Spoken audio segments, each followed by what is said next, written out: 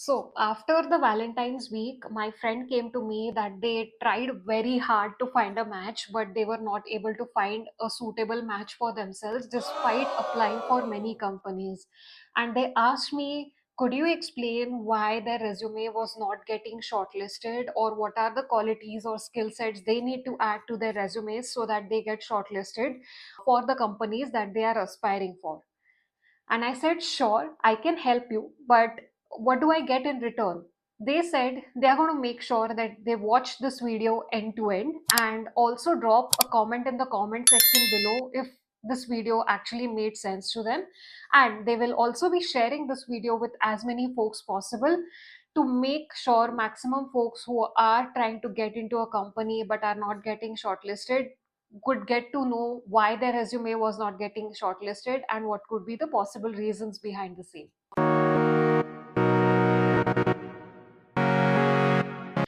Hi everyone and welcome back to my channel. My name is Nikita and I bring useful tips and tricks that can help you take a step closer to the industry. In today's video, we will be getting into understanding why your resume is not getting shortlisted despite applying for many companies, and I would be sharing some insights for you that make you aware on what are the common mistakes that you might be making that makes you fall behind in case you're applying for certain companies and you're not getting shortlisted. All right, let's get into the topic straight away.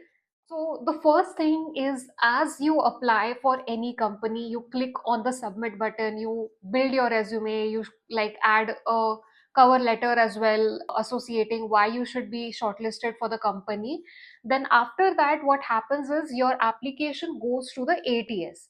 Now, for every company where they open up a job position, there are at least hundreds to thousands of individuals who are trying for the same position. Especially if the company is a dream company, then for sure many candidates are competing for the same position. So there is going to be a system that is set in place who will be trained to look at certain attributes so that only selected or shortlisted candidates come to the recruiter who might further screen your applications and then pass it to the hiring manager. Now, during this journey for the ATS specifically, if your resume is made up of fancy templates, you have like picked up something really creative from the internet, which has a lot of images, graphics, and a lot of rows and columns, then ATS finds it difficult to screen through such type of applications.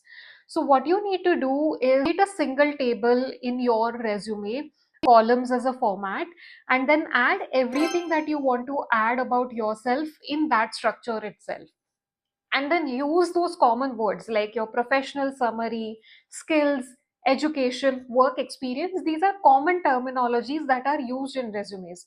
Do not find fancy replacements of those and then add those in your resume. Might not be easy for ATS to understand and then screen through your resume. Second step is, after your resume is screened through by the ATS, you have added specific keywords in your resume, then there are chances that with a good format and structure, your application comes to the recruiter. Now, what the recruiter does is they spend not more than 6 seconds, and they are not trained that they need to spend no more than 6 seconds looking at an application, but humans have very less attention span. So, unless your resume is actually aligning to what they know the hiring manager is looking for, then definitely they might lose interest from your application and move on to the next one. So, what you need to be careful about is how do you quickly catch their attention using specific terminologies that would be of great alignment to the job role you're applying for. Which brings me to my third point is, you need to customize your resume for every role that you're applying for based on the job description. I have stressed a lot about this in the past, and I would continue stressing that you cannot be using the same copy of resume and keep applying to hundreds of companies through that resume itself. You need to customize your application based on the company's requirement and showcase why you are the perfect match for that particular job profile. The fourth thing is actually spoken about what you have done in the previous role or the project that you were a part of. A lot of times, may those be freshers who worked on projects, or may those be with experience. I've seen this with so many resumes that I have screened through and helped folks in the past. I see that you've added, hey, I've worked as an Azure engineer or a DevOps engineer for 3.5 years. So what? If you are not able to explain the so what of your experience, then you're not justifying enough about the impact you can drive for the organization you're aspiring to be a part of. So you need to justify and quantify the impact that you have made in the previous organization.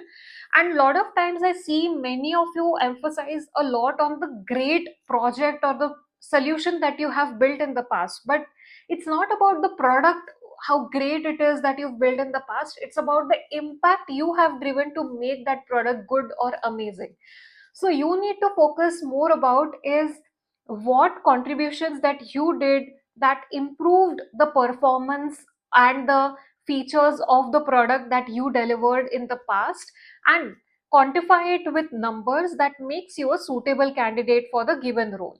So in terms of cost optimization, latency, throughput, or anything else that you feel the given job description is looking for in a candidate and could be impact driven in your job profile, talk more about those replacing Z. And X is like the action that you did. Maybe you deployed an application end to end on GCP to ensure that the system is available in X geographies, like in 5 countries, in order to make the system scalable across multiple regions. This is a structure that I usually follow when I'm framing my sentences for my resume. Another common mistake that I have seen is many of you write lots of text in your resume, and it's extremely difficult for someone to read your resume. Most of the times, how humans read is an F format. So they start with the topmost right corner, they screen through the left side of the screen, and then they go below, and then they again go to the right side of the screen. So that is the pattern in which they actually screen your application. But if it's too cluttered, it's human to like just skip that particular page and go on to the next one. So ensure there is enough spacing, there is enough formatting that you have done that makes it easier for humans, your hiring manager, recruiters to actually review your resumes and understand why you are a good fit for the given role. All right. I hope you're finding these tips useful and they are making sense for you before you apply for the next company. If yes, I would love if you can drop a comment in the comment section below. That definitely motivates me to bring more such useful content for you in the future.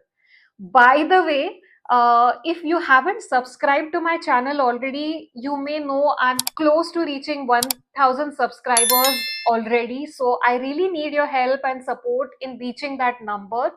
So please spread the word, invite your friends, invite your colleagues to watch these videos. I'm sure there is ample of content for everyone, and I'm sure everyone would appreciate you bringing them to this channel. That's not it.